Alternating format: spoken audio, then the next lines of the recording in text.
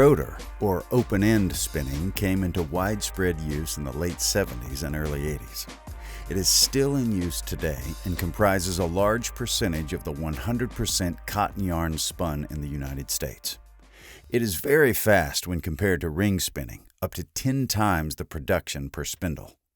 From a cost standpoint, it doesn't require the roving process step, and it does not require an extra winding step.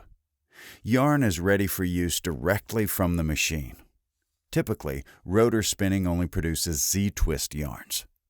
The process today is highly automated and includes automatic piecing, restarting of broken ends, and doffing, removal of full packages. For these important economic reasons, rotor spinning remains a popular spinning method, especially in countries with high labor costs. Yarn count range is somewhat limited compared to ring spinning. Rotor spinning doesn't perform well above number English 40 singles, and is really most productive in the yarn counts below number English 20 singles.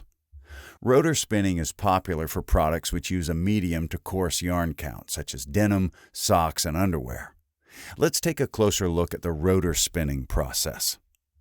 A sliver is used as the input and is fed into a small carding device called a combing roll or opening roll. This individualizes the fibers and performs the drafting to reduce the sliver to the desired yarn count. The loose fibers are sucked into a rotating rotator cup where they become aligned and layered around the edge of the cup, which is traveling upwards of 200,000 revolutions per minute.